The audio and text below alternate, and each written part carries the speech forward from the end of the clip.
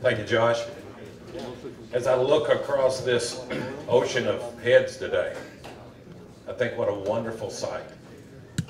You remember that this was a long path for me, and by the way, it's the first time I've spoken publicly about or promoting hemp or anything to do with hemp in quite a while. I was in the era of coward politicians, and it was a long road. I had red hair then. Something changed over there. I didn't get really struck by lightning, but I will tell you. So, thank you for having me, Josh, and it's a pleasure to be here. And yes, my name is Andrew Graves, and I am today CEO of a new company called Atalo Holdings. Atalo Holdings is a holding company that has 3 subsidiaries: Hemp Oil Kentucky, Kentucky Hemp Seed Research and Development, and Kenex Kentucky. Kentucky Hemp Oil will be the first company to process and crush hemp seed. We already have growers under contract. This will be our 2nd year growing. We as a group had about 25 acres last year. Kentucky Hemp Seed Research and Development is a company that endeavors to develop new varieties of seed.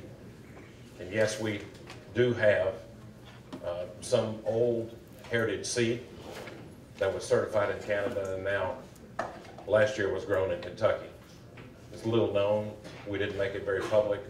We tried to stay under the radar last year, and I think we did a pretty good job. Kenex Kentucky is the other 3rd company, or the 3rd leg of Atalo. And by the way, Atalo means new beginning. It's Greek for new beginning.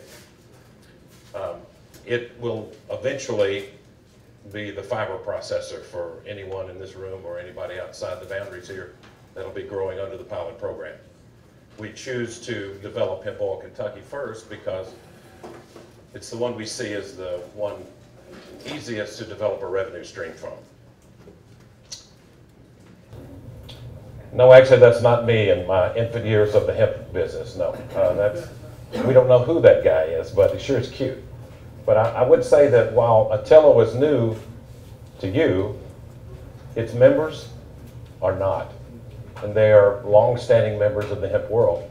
You remember that I've been involved in it for 23 years. I was born in it. My father, who's still living, is 89. He was a hemp grower, and 5 generations before him were. So I'm the 7th. And I've only been allowed to be the 7th as a result of last spring, Jonathan and many others finally, Mitch McConnell, finally making it happen. So the pilot program has been a way for me to realize the dream that I've always been looking for. And that is that crop being grown again in Kentucky. And if you don't believe how important it was to me and my family and to the state, I have a very good story I need to tell you right now. 1939, the war is brewing. It's heavy in Europe. It just hadn't hit us yet. My dad's father had an idea that with a war coming, that hemp seed would be very valuable. He met up with a guy named Perry Glass in Nicholsville, Kentucky. Now this story is absolutely true, and you can look it up on the internet and verify it. Met up with a guy named Perry Glass, and they started buying hemp seed.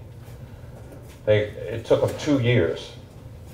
Now we're talking about trying to find seed, a little seed to plant a few acres. Follow the story here. So in 2 years' time, they go as far as Missouri, and they buy what was to be, as they accumulated it in Lexington. And by the way, the bird flies fly that direction to Broadway and the old Penn Brothers warehouse, which was 10 acres under roof. There was enough hemp seed that they had acquired to cover the floor of that 10 acres 6 inches deep. It was the largest known amount of hemp seed in the world. The government came in after the first official act of the War Powers Act. This is after December 7th, the Japanese bombed us. Right after that, in November, is when all this seed was in that warehouse. and a platoon of soldiers surrounded it, and they confiscated the seed. My dad's father had already had it contracted for sale to Smith & Bird in New York. But it was later determined that the government said, and we never could figure out why they thought it was so valuable. They said there's no way in the world that one person should have been able to control that amount of seed because it's so strategic to the American public as a crop. There was 350,000 acres worth of hemp seed that they confiscated. It was later, they actually, for a war effort, started the Hemp for Victory with that seed. Packaged it up in little packages and sent it to all the farmers across this state and other states and told them all to grow hemp for victory. And you knew that story, but you didn't know where the seed came from. It was owned by one guy. So you can imagine me being born into that and how important it was, I thought, to get back to that. And you know what? We're there. We are actually there, and it's really it's a wonderful moment, I would tell you. So this little fella here was me, maybe, when I was about 7, thinking and hearing about all these great stories. There's still a lot of hemp equipment around, as you well know. So Atalo has its members. I'm the head of it. I've actually asked Tom Hutchins if you know anything about Burley Tobacco. Tom ran F.W. Rickards. And Mr. Rickards and Tom Hutchins built it into a unbelievably strong business. I think they had 80 to 90% of the world's burley seed market. And Tom successfully sold that business, and he was not doing much, so I asked him, please come help me. I had talked to him about this in the years gone by, and I caught him just at the right moment. And I know you all think this is crazy, but there's a certain karma that's happened to everything that's happening to this state and to you all and me. And that's one of them. This guy right here can help us make some unbelievably good Kentucky grown hemp seed. Dave Spalding, who's in the back of the room, is actually, we like to call ourselves the original pioneers. Dave Spalding, me, and Joe Hickey were the first ones to get involved 23 years ago, and then later on Craig Lee. And so these two guys out here on the sides have been instrumental in trying to help get things going for a long time. But Atalo is a for-profit company to help farmers bring their crop to the market. I want to spend some time because you all must understand that there's been a lot of things that have happened in days gone by to get us to where we are today. Joe Hickey, who's not here, he's working out of state. Joe was the first one to convince Barrett and Jones to create the first hemp commission, and it happened because Barrett and Jones as governor had one of those unusual things where they would have people that would come in and talk about whatever they wanted to talk about. It was an organized event. It happened on Saturdays. So Joe and his wife went to this event and signed up, and they went in, and he couldn't really divulge because he had to tell at the door what you wanted to talk about. He told them whatever he wanted to tell them, and they let him in, because if he'd have said hemp, they'd have thrown him out. And you all, you know, you've seen that happen before. Joe got in there, and Barrett Jones, who was married to Libby Lloyd, or is married to Libby Lloyd, whose family were big hemp producers, listened to what Joe had said. And Brereton came over to him and said, as the meeting was ending, Joe, I think you've got something here that might have some merit. And he said, what do you want me to do? And Joe said, well, I think you need to form a hemp commission and do some studying about it. That's exactly what happened. And some of it, the rest of it's history. Joe and Dave and I and Craig, the first hemp international symposium was right here in Lexington. What was that all for? You cannot push legislation in any state, Chris, until your public is well informed enough that you can stand up and make a coherent conversation with somebody who's in power. And unless there's enough voices, you can never get it done. This is why we're successful in Kentucky. Because this story started a long time ago. We lost the industry. Then voices had to be raised in order to bring it back. And it took a lot of time. Woody Harrelson, he helped bring the volume up. We love Woody. You know, he's a good guy. Woody was brave enough. Remember, we're talking about people with courage.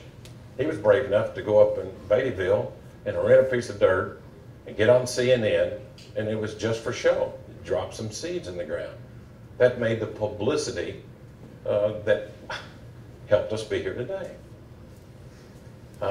Joe Barrows over in Versailles, one of the few people that would actually sign up and present our bill in Frankfurt. That was the very first hemp bill. Took 2 years to get that done. I have to tell you, here's the next, this is very, very special to me, because I can remember Louis Nunn, and I called Louis and I said, I need some help. He was a friend of the family, long friend. I'm not able to push this. And besides that, he helped Woody. So through Louis, he helped push the hemp bill that passed in 2000. We even had, Louis helped me organize a meal that happened out at the Coach House. We had all the former sitting governors. You had Ned Breathitt, Julian Carroll, Louis. These were all people that were present. And what did they do? They added volume. They stood up with real courage and said, you know, this state was full of acres of hemp years ago. And we, as those guys that were once powerful because they weren't in those positions, we believe that this is a good crop and we need to do something with it. That was all part of this one here. Joe and me and Dave, actually I can remember sitting and forming the words in my mouth in North American Industrial Hemp Council, and that's the name they used. Later on, there's a few in that group that got a little cowardly and they threw me out because I had a lawyer in New York that sued the DEA. They didn't like that. They thought that was being a little too noisy. So they, you know what, it's fine. The North American Council is still in existence, I think, but they're probably not doing as much as Kentucky has done or is doing. We imported some of the first hemp bales. There again, down at the bottom, we brought in feral seed, which is very important, I think. And of course, we call it Denny because it took money to get it certified, and Woody Harrelson had something to do with that. So it's been illegal, but a lot of us have been busy trying to make it not illegal. And I think we're almost there. And it's been a lot of fun thus far, and it's getting ready to get really fun because now we can do something with it. So let's go back to Atalo so I can explain to you exactly, because some of you all may want to. We already know the size of this market. This market is blowing up like a balloon as we get closer to growing in the United States. The Canadians are the ones doing it. Atalo is going to give a path to market to all of their growers. We currently are seeing the pace of growth is big. The demand is outpacing supply, and Kentucky growers are soon to be part of that big, huge market that Atalo is stepping into. This is something that we want to impress upon everybody that grows this crop in the pilot program. We can allow you a way to monetize every aspect of your crop, from the stalks to the fiber to the oil that will turn into powder and protein, and well, there are three things we can do with it, all the way down to the flowers. We're not there yet as part of Atalo, but we're moving in a direction where we might offer that to growers. But suffice it to say that we're going to be able to, I think we've got near 400 acres that'll be under contract this year. We're using Finola seed. We have an agreement with Jace Callaway. I don't know if you all are familiar with Jace Callaway. Jace is an American-born Arkansas guy, went to school here, but married a girl when he was in Mississippi State. He lives in Finland, thus the name Finola. He developed that seed by going to the Russian vaults and pulling a couple out, and was able to breed that. And so if you're crushing seed, hemp seed in the United States or in Canada, or anywhere in the world for that matter, 85% of that seed is Finola seed. So he's got a huge part of that market, and we're using exclusively his seed. So we'll have, we're sourcing the equipment now for that. We have the property. We purchased the F.W. Rickard facility over in Clark County, Colby Road. I find it kind of uncanny that while we talk about this looking like an old tobacco meeting, the industry wanes, one industry wanes and another rises.